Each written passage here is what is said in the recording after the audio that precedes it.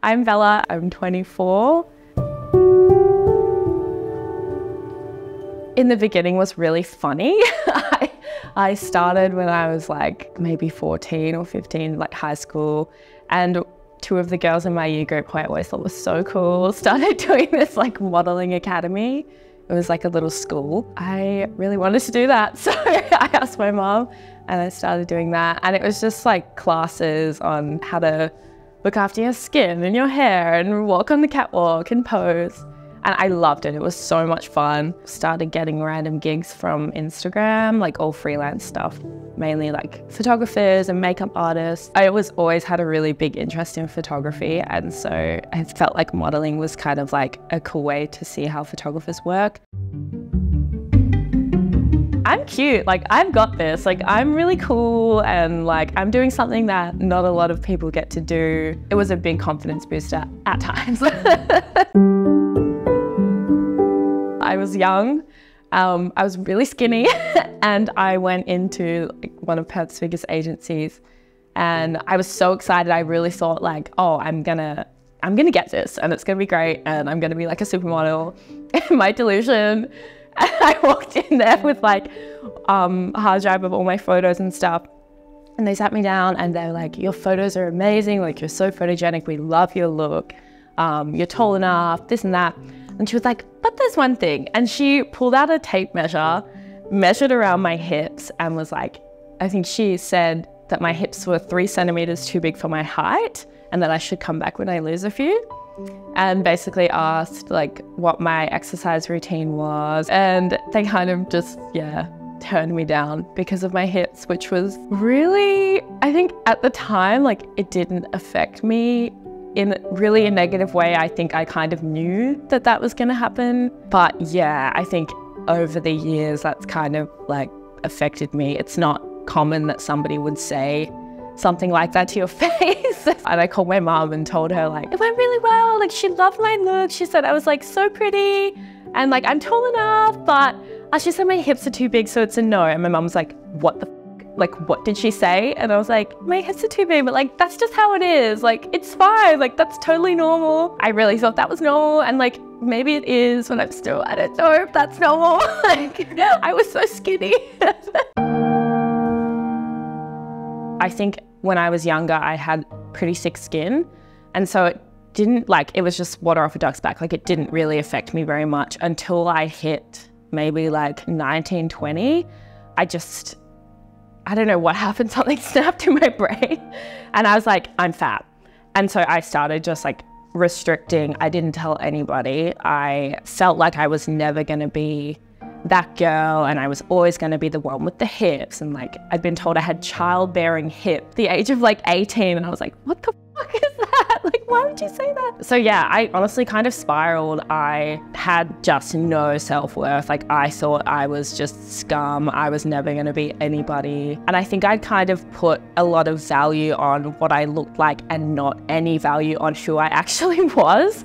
And so I just felt like I was nobody, and I really struggled in a lot of relationships and friendships because I never felt like I was enough for anything ever. Like I just didn't want to exist. And then I started drinking a lot to kind of cope with what was going on. And then I replaced that with a lot of weed. I was just like high all the time. And then I had a bit of a family tragedy happen. And so I was just kind of like using to cope with everything that was happening. And I was like, I'm too unwell. I can't keep doing this. And I just quit. And I've honestly never gone back.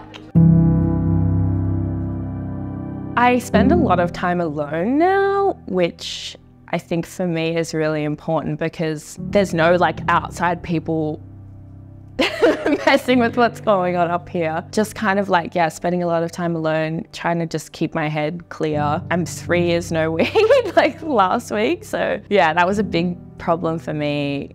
I ended up like having a mini psychosis and I've been on antipsychotics since, so medication's amazing. Yeah, medication, time alone. I don't know, doing things that I've always wanted to do but never felt like I could before because I was always just so unwell or so anxious. Like I couldn't really be in a space with a lot of people without just kind of freaking out, like crying in the bathroom and then coming back and pretending I was totally fine. I don't take myself too seriously anymore, I think. I used to be really, oh, that person's gonna see me and think like, oh, she's like so fat. But like that never happens. I don't take it seriously anymore. I think I just kind of like, I eat whatever the hell I want to eat. I had to do a lot of therapy through that time because I like ended up in hospital as well for it. And I was basically told I was going to die if I kept going this way, which was pretty scary being told that at such a young age. I would have to go to a weekly weigh-in and like blood test, and I went in 1 week and she said, if you come back next week and you've lost another kilo, I have to send you to hospital and you have to go.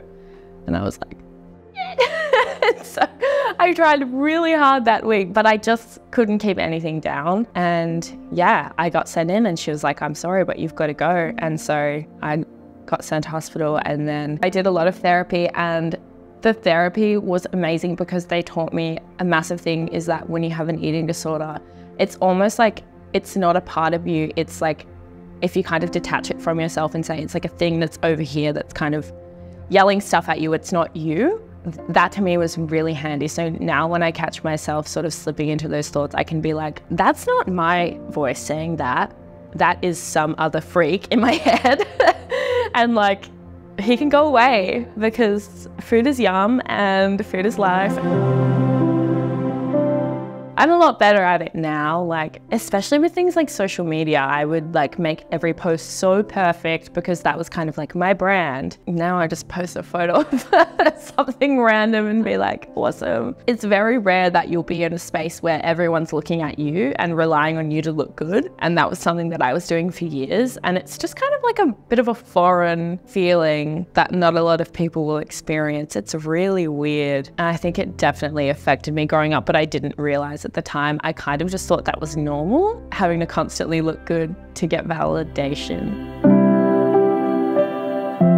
I had this one experience where I was at a fitting for a runway show and they'd put me in this gorgeous gown and I just was like, yes, like they gave me the good dress. Like I'm so excited. Like they picked me to wear this dress, and I came out and the stylist or the designer or whatever came out and looked at me up and down and was like, who put her in that? Take her out of that. The girl who wears this dress needs to look like a model and she doesn't. And I was like, no. Like being told that's not normal. But I think I thought, oh, that's just how it is. Like it's his dress, he's allowed to say that. And in a way he kind of is, but like there's a way to do it. Maybe not to my 14-year-old face. Don't listen to what people say about your body because it's your body and what the hell would they know about it. I would also say that it's okay to question what's going on. Like it's okay to be like, oh, I don't think that's right, and remove yourself from that situation, because I think I thought, oh, well, if I speak up about this, then I'm gonna be shunned, kind of. Also, I would say that over the years, I've met a lot of girls who have had the same experience. You're not the only one. Keep your head straight, keep your head screwed on, don't do anything stupid, don't do drugs. I would say don't take every job. Not every job is a good job. I would also say to deep dive, try and find some research on these people that you'll be working with. If it's a man photographer and every single photo is a woman in a bikini, don't do it. Don't be afraid to put yourself out there. Don't be afraid to fight for yourself and say, no, I am good enough for this. Just don't listen to those people who comment on things that you can't change. Everyone is so vastly different, and to try to compare yourself to somebody else is just like chalk and cheese. Like we're all so different that there's no comparison really. And also growing up, I've kind of learned that people that you see on social media sometimes just aren't what they put out. Like even me, you know, I was putting on this happy, brave face that I was doing so well and modeling here and doing that, but nobody knew I was getting no money. I was like starving myself. I was so unhappy. Like not everything you see on social media is real. Never compare yourself to somebody else because they probably are exactly like you, but also so different to you.